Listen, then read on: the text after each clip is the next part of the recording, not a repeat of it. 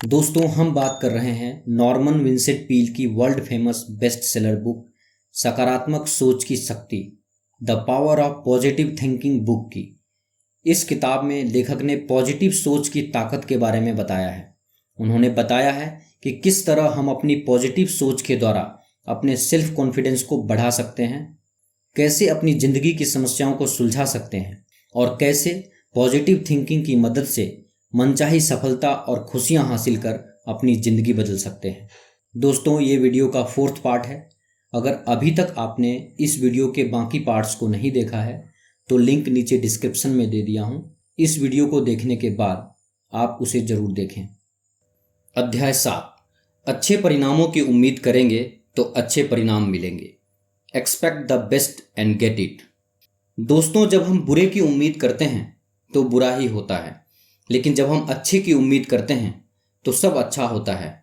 एक इंसान था जो हमेशा असफल हो रहा था, जबकि उसे अच्छी शिक्षा मिली थी। वो अच्छे माहौल में पला बढ़ा था जहां सब कामयाब हो रहे थे, पर वो ये समझ नहीं पा रहा था कि वो असफल क्यों हो रहा है। तो कारण खोजने के बाद पता चला कि उसकी कल्पना ही गलत दिशा में रहती है। उसका ज़्यादातर ध्यान बुरा घटना घटने की तरफ रहता था और ये वो अनजाने में करता था। जब उसने इस चीज़ को सुधारा तो सफलता के रास्ते उसके लिए खुल गए।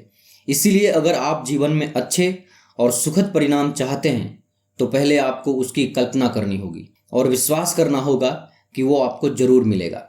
आपको अपनी बात पर विश्वास होना चाहिए। विश्वास में बहुत ताकत होती है और आप जिस चीज़ के बारे में सोचते हैं उसे पा ही लेते हैं।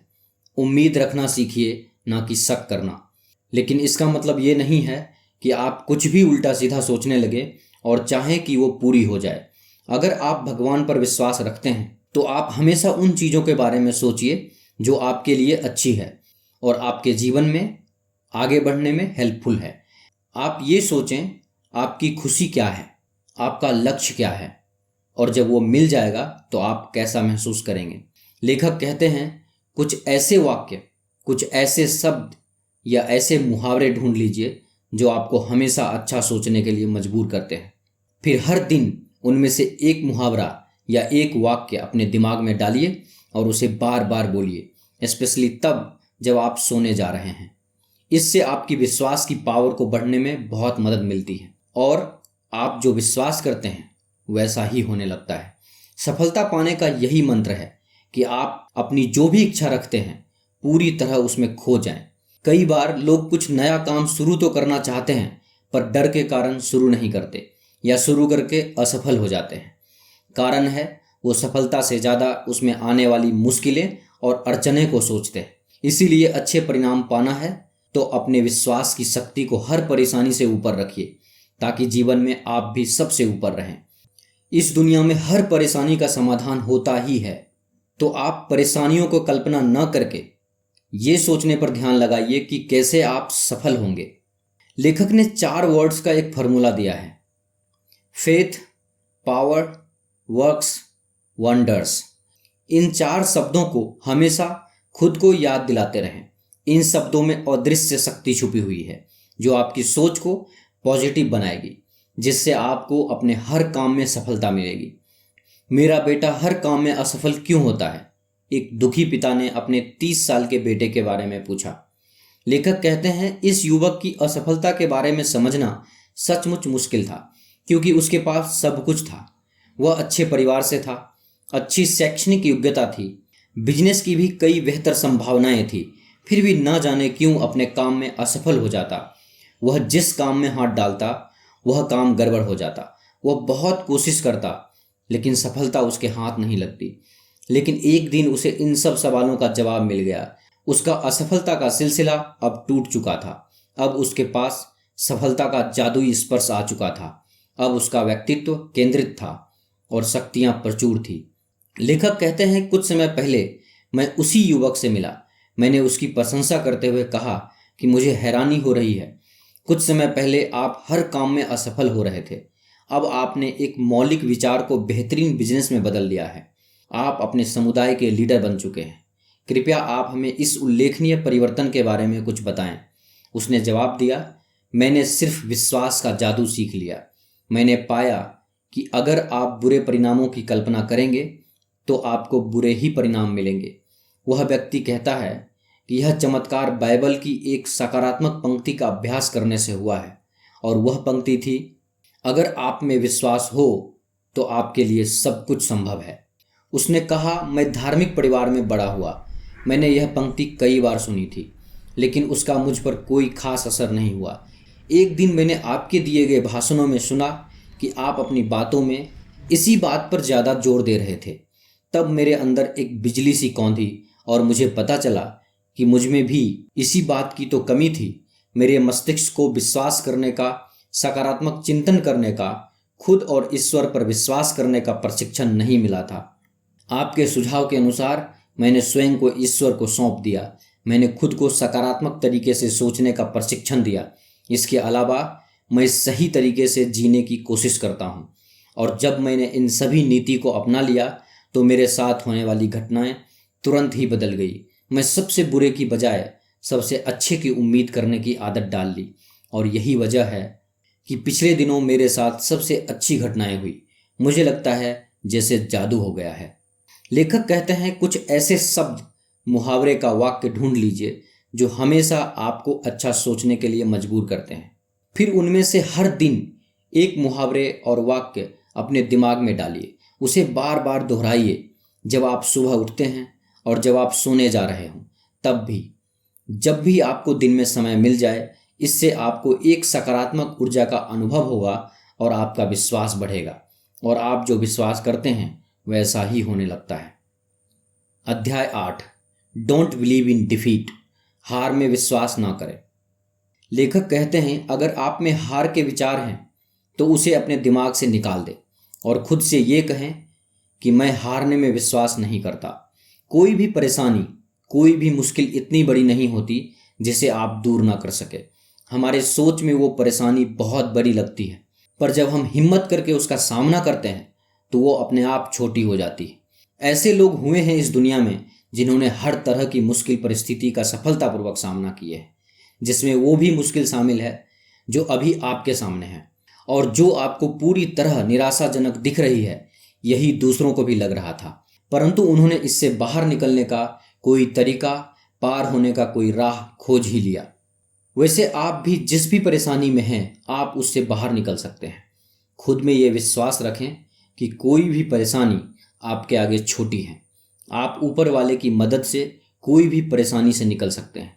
आपके मन में कोई भी नकारात्मक विचार आता है तो उसे बिल्कुल हटा दीजिए। हमेशा यह सोचिए कि मैं हारने वालों में से नहीं हूँ, और मैं ऐसी किसी भी चीज़ पर विश्वास नहीं करता। आपका एटीट्यूड भी हमेशा ऐसा ही होना चाहिए जो आपको जीत की तरफ ले जाए। कई बार हमारे जीवन में जब बहुत सारी परेशानियां आ जाती है तो हम उनसे भागने लगते हैं, बल्कि मुसीबतों से भागने के बजाय उनका डटकर सामना कीजिए और तब तक लड़िए जब तक मुसीबत खुद आपको छोड़कर ना भाग जाए। परेशानी से डरकर भाग जाना किसी भी परेशानी का हल नहीं होता।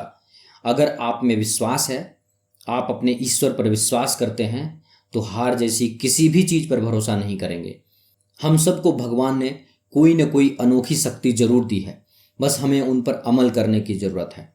दोस्तों, कहा भी जाता है, मन के हारे हार है, मन के जीते जीत। कुछ लोग एक दो बार हार जाने से यह मान लेते हैं कि अब वे जीवन में कभी सफल नहीं होंगे और हार ही उनकी किस्मत है। आप कभी भी ऐसी थिंकिंग ना रखें। जीतने के लिए बार बार हारना पड़ता है। हर हार से कुछ सीखिए और फिर से कोशिश कीजिए। जब आप छोटे बच्चे थे तो आपने चलना कैसे सीखा था? आप 1000 बार गिरे होंगे, लेकिन फिर से उठ खड़े होते थे, तब जाकर आपने चलना सीखा था। उस समय आपको हार शब्द का पता भी नहीं था। तो यही प्रिंसिपल लाइफ के गोल्स में सफलता पाने के लिए भी इस्तेमाल करें। अच्छे से स्ट्रेटजी बनाएं, समुचित ज्ञान लें और फिर कोशिश करने में लग जाएं। हारने पर निराश ना हो, बल्कि खुश हों, क्योंकि दूसरे लोग तो हारने के डर से घर में बैठे होंगे, वे तो कोशिश भी नहीं कर रहे होंगे। हवा के थपेरों से पैर डरते नहीं हैं, बल्कि उन्हें झेलते हैं। इससे वे और मजबूत हो जाते हैं, और जब बड़ा तूफान आता है तो वो आसानी से उसका सामना कर लेते हैं। तूफान उनका कुछ नहीं उखाड़ पाता। इसीलिए हार से डरे नहीं, बल्कि उसका स्वागत करें, क्योंकि हार आपको अंदर ही अंदर मजबूत बना देगी और इसी मजबूती के दम पर आप एक दिन दुनिया को हिला सकते हैं। उदाहरण के लिए लेखक बताते हैं कि एक बार एक महिला ने अपने 15 साल के बेटे को हमारे पास भेजा। वह चाहती थी कि वह उसे सीधा कर दे।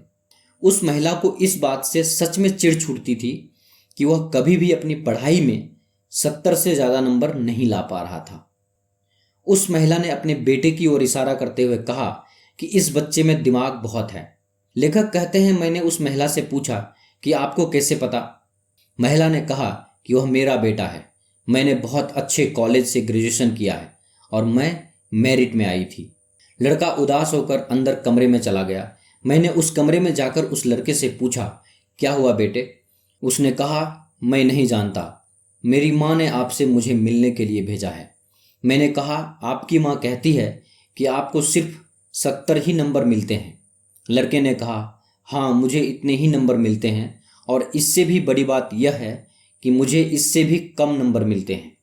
मैंने पूछा, क्या तुम्हें लगता है कि तुम्हारे पास बहुत दिमाग है? लड़के ने कहा, माँ कहती है कि दिमाग बहुत तेज है। मैं नहीं जानता हूँ, मुझे तो लगता है कि मैं बहुत बड़ा मूर्ख हूँ। उसने गंभीरता से कहा, मैं पढ़ता तो हूँ, फिर किताब बंद कर देता हूँ, याद करने की कोशिश करता हूँ। इस प्रक्रिया को मैं 3 बार जरूर दोहराता हूँ और फिर सोचता हूँ कि मैं उसे 3 बार में अपने दिमाग में नहीं घुसा पाया तो फिर आखिर कैसे घुसा पाऊंगा। और यही सोचते हुए स्कूल जाता हूँ कि मुझे कुछ याद नहीं हुआ। टीचर मुझसे कुछ पूछती है तो मैं खड़ा हो जाता हूँ और मुझे कुछ याद नहीं रहता। उसने कहा, परीक्षाएं आती हैं और मैं थर थर काँपते हुए बैठा रहता हूँ, मुझे कुछ जवाब याद नहीं आता। उसने कहा कि मैं नहीं जानता हूँ कि ऐसा क्यों होता है। मेरी माँ बहुत बुद्धिमान है, लेकिन शायद उनकी बुद्धि मेरे में नहीं आ पाई। लेखक कहते हैं कि उसकी माँ की वजह से ही उस बच्चे में हीन भावना आ गई थी, जिससे कि वह बच्चे को अपने नकारात्मक विचार ही उसे पढ़ा रहे थे। उसका दिमाग भी काफ़ी कमज़ोर हो गया था। उसकी माँ ने उससे कभी यह नहीं कहा कि वह स्कूल जाए और ज्ञान प्राप्त करने की अद्भुत और रोमांचक प्रक्रिया से गुजरे। वह इतनी समझदार नहीं थी कि वह उसे प्रोत्साहित करे कि दूसरों से प्रतियोगिता करने की बजाय वह खुद से प्रतियोगिता करे। और वह लगातार इस बात पर जोर दे रही थी कि अपनी माँ की तरह ही वह भी अपनी बुद्धिमानी का परिचय दे।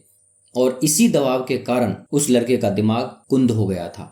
इसके लिए मैंने उस लड़के को सुझाव दिया कि जब भी तुम पढ़ाई करने बैठो, इस तरह से प्रार्थना करो कि हे ईश्वर, मैं जानता हूँ कि मेरा दिमाग बहुत अच्छा है और मैं अपने हर काम सफलतापूर्वक कर सकता हूँ। फिर आप रिलैक्स हो जाएं और बिना तनाव के पुस्तक पढ़ें और यह सोचें कि आप कोई कहानी पढ़ रहे हैं और इसे दोबारा तब तक ना पढ़ें जब तक आपकी इच्छा ना हो। इस बात पर विश्वास करें कि आप जो भी पढ़ रहे हैं आपको सब कुछ समझ में आ रहा है और सारी जानकारी मस्तिष्क में अच्छी तरह से बैठ रही है। सुबह जब स्कूल जाएं तो खुद से कहें, इतने अच्छे नंबर लाने के लिए तो वह किताबी कीड़ा रही होगी। और आजकल कौन किताबी कीड़ा होना चाहता है? मैं मेरिट होल्डर बनना नहीं चाहता, मैं तो बस ठीक ठीक तरह से स्कूल से पास करना चाहता हूँ। फिर कक्षा में जब टीचर आपसे कुछ पूछे तो जल्दी से अपने मन में वह प्रार्थना करें और फिर जवाब दें। तब यह सोचें कि ईश्वर आपकी जवाब देने में मदद कर रहा है। और जब कोई परीक्षा दें तो विश्वास करें कि ईश्वर आपके दिमाग को शक्ति प्रदान कर रहा है और आपके दिमाग में सही जवाब आ जाएंगे। वह लड़का इन्हीं विचारों पर चला और आप जानते नहीं हैं कि 6 महीने के बाद उसे कितने अंक मिले। उसे 6 महीने के बाद पूरे 90 अंक मिले। लेखक कहते हैं कि मुझे पूरा भरोसा है कि उस लड़के ने इस बात पर विश्वास कर लिया था कि मैं हारने में विश्वास नहीं करता और यह फिलॉसफी इतनी असरदार हो सकती है और वह जीवन भर सकारात्मक शक्ति का अद्भुत प्रयोग करता रहा होगा। इसी तरह से लेखक ने एक और उदाहरण देते हुए कहते हैं कि मुझे एक सज्जन मिला। उन्होंने मुझे बताया कि मेरे पिताजी एक सेल्समैन थे।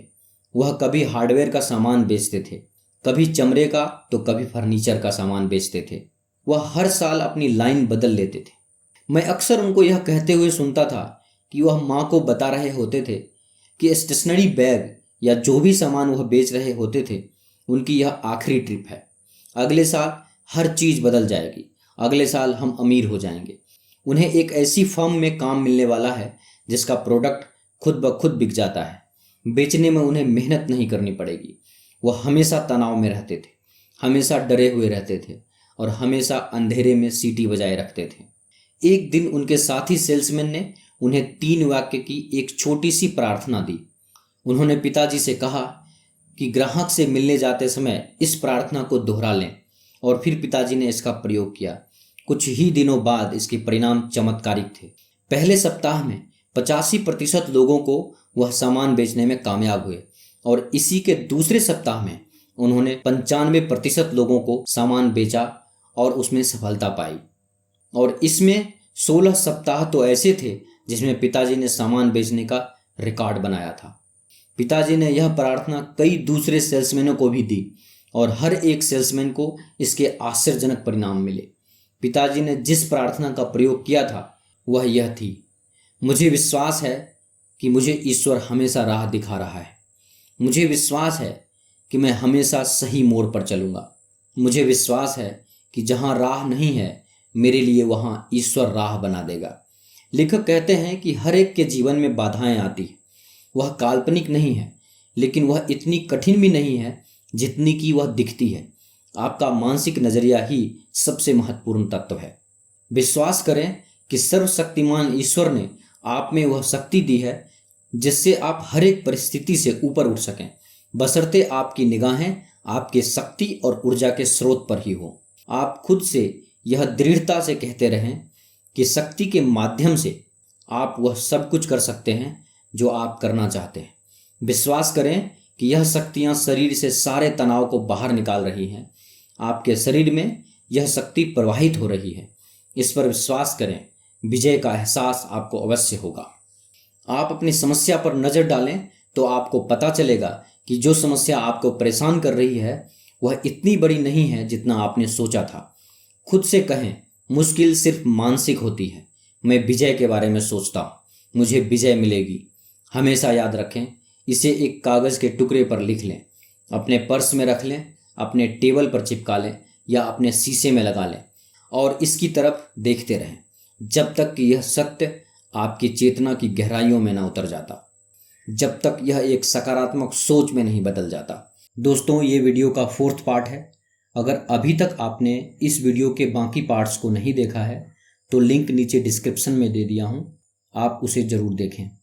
तो दोस्तों, इस वीडियो को लाइक और अपने दोस्तों के साथ शेयर करें और हमारे YouTube चैनल बुक्स प्ले को सब्सक्राइब करें। धन्यवाद।